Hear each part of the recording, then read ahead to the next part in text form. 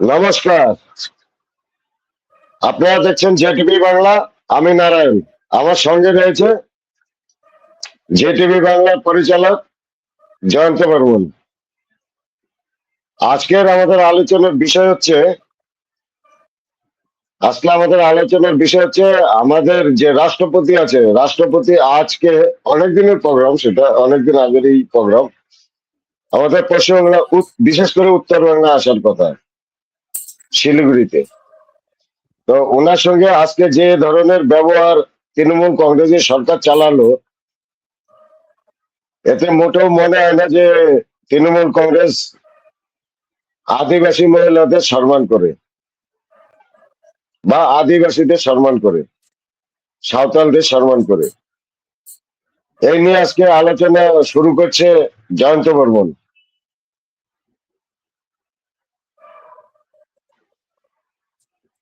নমস্কার। হ্যাঁ, জয়ন্ত বাবু শুরু করেন।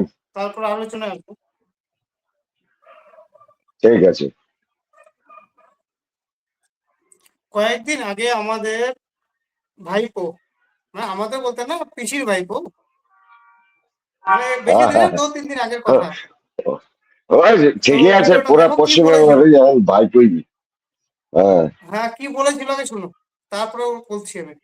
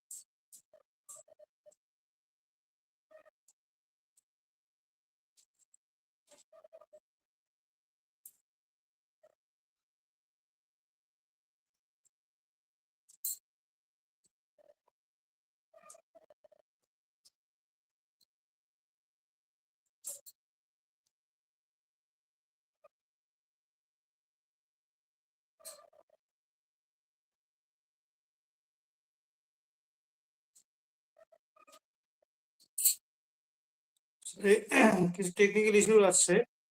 তো আগে আমাদের রাষ্ট্রপতি মহোদয় কি বলছেন আগে ওটা শুনে নিই।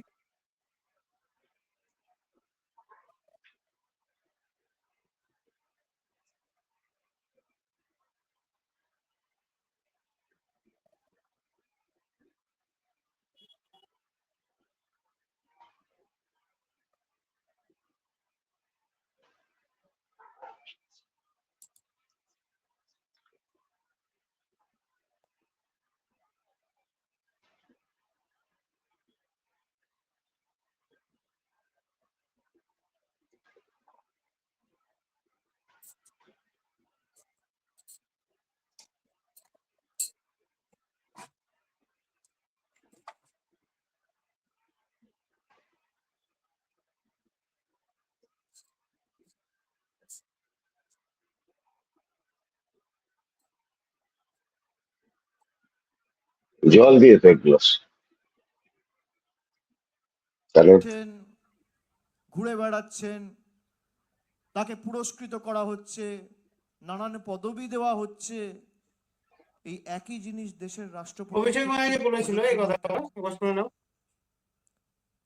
তিনি জনজাতি, মূলবাসী, আদিবাসী মহিলা বলে কটা পদক পদবি দেশের রাষ্ট্রপতিকে দেওয়া হয়েছে। রাষ্ট্রপতির পদ দেশের প্রধানমন্ত্রীর পদের থেকে বড়। সেই রাষ্ট্রপতিকে কটা পদক পদবি দিয়েছে। যেই পদকগুলো দেওয়া হচ্ছে তাদের কোনো ম্যাক্সিমাম পদবীর বা পুরস্কারের কোনো অস্তিত্ব ছিল না, প্রথমবার তৈরি করা হচ্ছে। দিক, তাতে অসুবিধা নেই, কিন্তু দেশের রাষ্ট্রপতিকে কেন পুরস্কৃত করা হবে না? দেশের রাষ্ট্রপতিকে কেন রাম মন্দিরের উদ্ঘাটনে বা উদ্বোধনী অনুষ্ঠানে ডাকা হবে না? মতুয়া ভাইদের জল কেন গ্রহণ করা হবে না?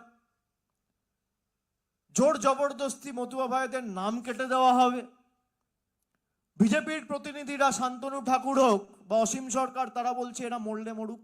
এটা আমার কথা না। 5 লক্ষ মতুয়াদের নাম যদি বাদ যায়, বিজেপি বলছে যাবে। বিজেপির প্রতিনিধিরা ঠিক করে দিচ্ছে। ঠাকুর বাড়িটাকে কার্যত নিজের পৈতৃক সম্পত্তি বানিয়ে রেখেছে। আমি 23 সালে যখন নবজোয়ার করতে গেছিলাম, আমাকে পুজো দিতে দেয়নি। আমি মনে মনে শপথ করেছিলাম আর বাইরে থেকে প্রণাম করে প্রতিজ্ঞা করেছিলাম, এর বিচার ঠাকুরবাড়ি এবং গাইঘাটার মানুষ করবে। আমাকে যেখানে আটকে ছিল সেই বুথে শান্তনু ঠাকুর পঞ্চায়েতে হেরেছে। আমি আগের মাসে গেছি।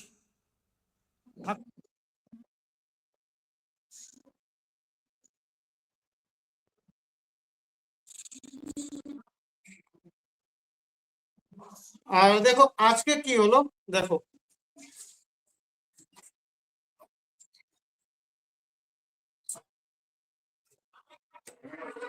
और सभी यहाँ के रहने वाले सभी भाइयों बहनों को मैं नमस्ते करती हूँ। एक्चुअली आज संताल इंटरनेशनल संताल काउंसिल का सम्मेलन था। मैं तो यहाँ देख के यहाँ जब आई मैंने देखा यहाँ होना था तो अच्छा रहता, क्योंकि इतने बड़ा फील्ड है, पता नहीं प्रशासन का क्या हुआ, बाद में ताली बजाना लास्ट में। पता नहीं प्रशासन का मन में क्या हुआ, मुझे पता है। हम तो आसानी से यहाँ आए, उन्होंने बोले नहीं वहाँ जगह कंजेस्टेड है। मैंने देखा यहाँ तो मुझे लगता है 5 लाख लोग यहाँ इकट्ठे हो सकते, लेकिन पता नहीं वहाँ किस लिए हमको ले गए। यहाँ के भाइयों बहनों ज्यादा नहीं जा पाए, इसीलिए मैंने सोचा कि उनके पास जाएं, वहां देखें और कैसे रहते। राजस्थान तो बहुत अच्छा है, लेकिन साफ सफाई की जरूरत है और यहाँ बहुत सारे लोग इकट्ठे हो सकते हैं। मुझे पता नहीं, प्रशासन तो बहुत, यहाँ के लोग बहुत इंटेलिजेंस है, बहुत ही सुलझे हुए लोग हैं, लेकिन उनके मन में क्या आया मुझे पता नहीं कि वहां कर दिए जहाँ संताल लोग जा ना पाए। वहां का स्थिति थोड़ा इतना मुझे अच्छा नहीं लगा, तो मैंने सोचा जाके देखे। यहाँ तो बहुत अच्छा है, इतना बड़ा फील्ड है, यहाँ तो इतने सारे लोग आ सकते हैं, लेकिन पता नहीं क्या हुआ, क्या मन में समाया है उनका, वो जाने। लेकिन मैं बहुत दुखी हूँ, लेकिन यहाँ आके बहुत खुश लगा कि वहाँ के लोग, वहाँ भी लोग क्योंकि बहुत दूर है वहाँ नहीं पहुंच पा रहे हैं। शायद उनके मन में था कोई ना आए और प्रेसिडेंट ऐसे ही घूम के चले जाए। आज उनका मन में ऐसा है तो फिर वो भी धन्यवाद है, क्योंकि जनरली देखा जाए तो प्रेसिडेंट आते हैं तो चीफ मिनिस्टर भी आना चाहिए, मंत्री भी आना चाहिए, लेकिन चीफ मिनिस्टर मैडम भी आए नहीं और गवर्नर का तो तबादला हो गया है तो वो नहीं आ पाए। लेकिन क्योंकि डेट पहले से फिक्स था इसीलिए मैं आ गई। लेकिन कोई भी बात नहीं, मैं आप लोगों को बहुत बहुत धन्यवाद देना चाहती हूँ। 2 मिनट में आप इतने लोग, हजारों लोग यहाँ उपस्थित हुए, आपको बहुत बहुत धन्यवाद देना चाहती हूँ। और मिलजुल कर रहे, ये केवल संथाली या आदिवासी लोग नहीं, या आदिवासी नॉन आदिवासी, हिंदी, बांग्ला, गोरखा, सब लोग मिलजुल कर रहे। ये सबका देश है, ये सब लोगों का प्रदेश है, ये सब लोग अपने भाई भाई है। ये भारत में सबको मिलजुल कर रहने का, ये हम पहले से हम लोगों के पूर्वजों ने सिखाए हैं, हम उसी को हम निभाएंगे और सबका जो त्योहार जो भी है सब मिलजुल कर पालन करेंगे। आपको बहुत बहुत धन्यवाद, बहुत बहुत धन्यवाद। मैं इसे आई देखने के लिए कि कैसे उन्होंने बोले थे ना कंजेस्टेड है वहां नहीं जा पाएंगे, इसलिए मैंने सोचा कितना कंजेस्टेड है तो जगह दिलवाएंगे गवर्नमेंट से बोल के, लेकिन जगह दिलवाने का कोई नहीं, यहाँ तो इतने पर्याप्त है। तो मुझे पता नहीं, लेकिन मैं भी बंगाल का ही बेटी हूँ, बंगाल में बहुत क्यों आने ही नहीं देते।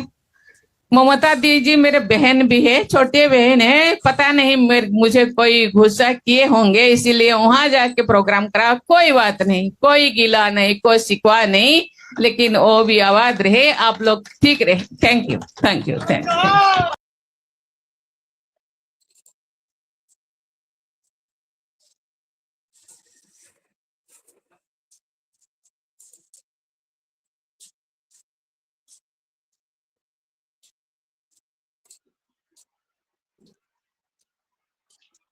তাহলে কি বোঝা গেল এতে?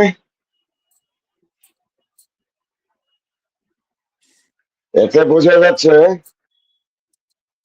ডবল স্ট্যান্ড মমতা ব্যানার্জি বা তৃণমূল কংগ্রেসের। উম, ওরা তো শুরু থেকে আদিবাসী বা সাঁওতালি মহিলাকে রাষ্ট্রপতি করা হবে তাই নিয়ে মতবিরোধ। Last of the Trinamool Congress নিজেরা এক ক্যান্ডিডেট দাঁড় করায় দিল, রাজপথ ক্যান্ডিডেট, নাম হচ্ছে বিহারের, হ্যালো, হ্যাঁ হ্যাঁ হ্যাঁ বিহারের যশবন্ত সিং, যে এনডিএরই শরিক, এনডিএরই ছিল এককালে, অর্থাৎ বিজেপিরই ছিল এককালে। অটল বিহারী বাজপেয়ীর জমানায় যশবন্ত সিং ছিল অর্থমন্ত্রী। তারপর আমাদের মোদির জমানায় যখন সাইড করা দিল, তখন যা চটি চাপতে শুরু করলো মমতা ব্যানার্জির, ঠিক সত্যঘ্ন সিনহার মতো। সত্যঘ্ন সিনহার বাড়ির নাম হচ্ছে রামায়ণ, আর দাদার নাম রাম, তার ছোট ভাইয়ের নাম লক্ষ্মণ, তার ছোট, আর শত্রুঘ্নের বেটি বিয়ে করছে, কল আসছে একটা, ওটাই নিয়ে লেগে।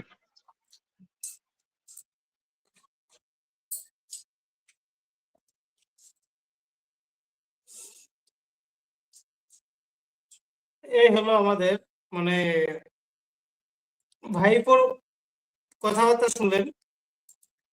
আরেকবার দেখি চেষ্টা করি আছে কিনা।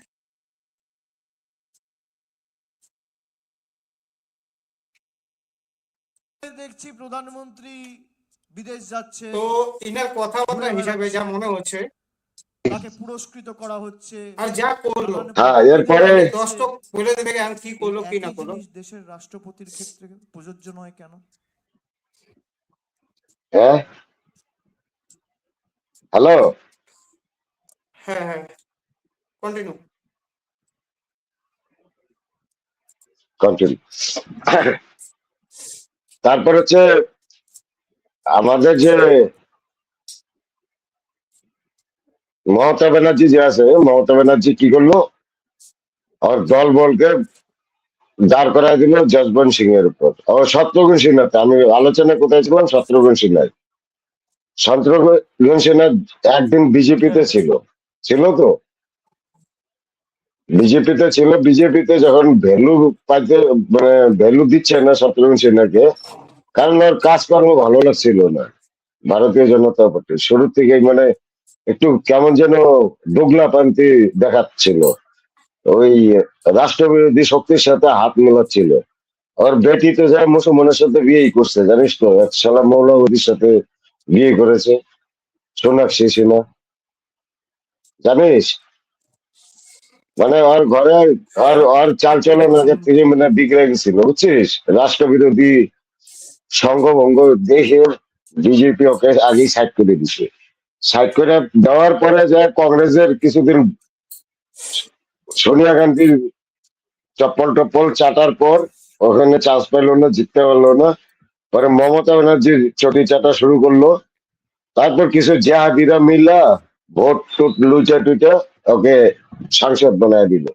অ্যাকচুয়ালি মানে জেনুইন ভোটে তৃণমূলের কোনো এমপি জিতে নেই 2024-এ।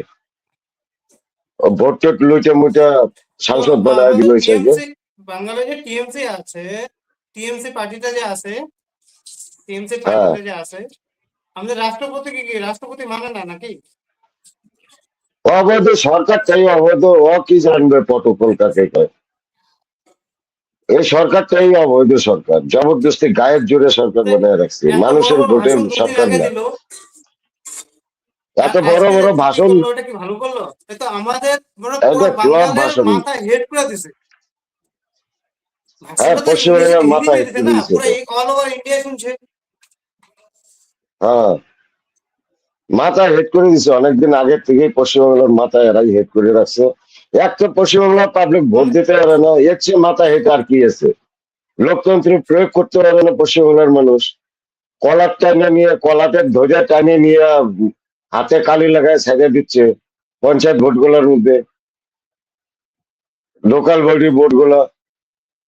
একটা একটা লোক নিজের, রাষ্ট্রপতি নিজে সভা করবে, সাঁওতাল সমাজের জন্য সভা করবে, তার জন্য জায়গা চেঞ্জ, আর তার তার জন্য জায়গা চেঞ্জ, ইন্টারন্যাশনাল পারমিশন দিচ্ছে সাঁওতাল, না পুলিশ। কি চলছে আমি কিছু বুঝতেছি না। ইন্টারন্যাশনাল সাঁওতাল সম্মেলন ছিল আজকে। হ্যাঁ, তো উনি ইনভাইট ছিল ওখানে, যাদের তো গিয়েছিল।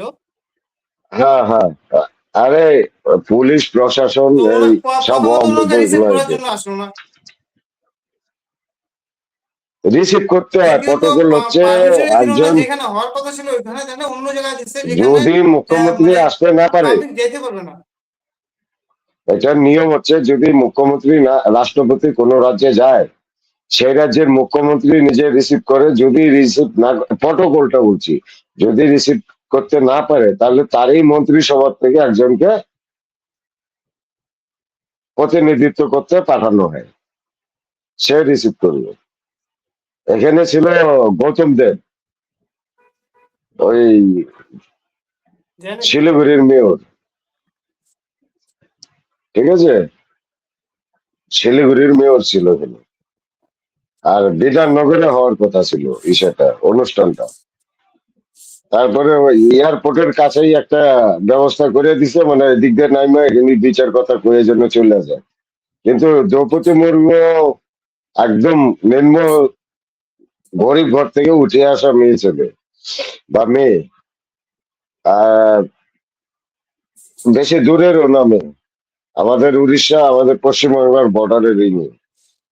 তো উনি জুজারু মেয়ে, ওই জন্য দেখতে যাইতে চাইছে, এরপরেও কি, বিশ্বাস করতে পারে এরপরেও নাই তো। মনে হচ্ছে আমাদের পশ্চিমবঙ্গের লোক জাগবে। জাগবে কি, জায়গায় গেছে, তৃণমূল নাই, তৃণমূল চলে গেছে, এখন তৃণমূলটাকে চালাচ্ছে পুলিশ প্রশাসন। বিসর্জন টিসর্জন বলার হ্যাঁ কিছু হ্যাঁ নাই, হ্যাঁ, খালি ভোটের সেই অপেক্ষা। তো। কালকে কালকে মানুষ যদি একটা ভোটটা দিতে পারে। কালকে সকালে কি হলো, কালকে সকালে পরিবর্তন যাত্রায় সকালে পুলিশ আর টিএমসি লোক মিলে বিজেপি লোককে মারলো, আর রাত্রে আবার বিজেপি উল্টা মারলো।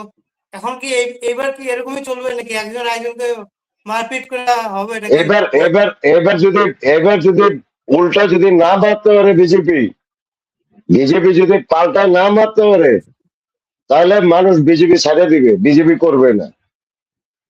সোজা তাই তো হলো, রাজনীতি কালকে বাদ দিয়ে সকালে মানুষ মারলো সন্ন্যাস টিএমসি হয়ে যাবে। পুলিশ মিলা,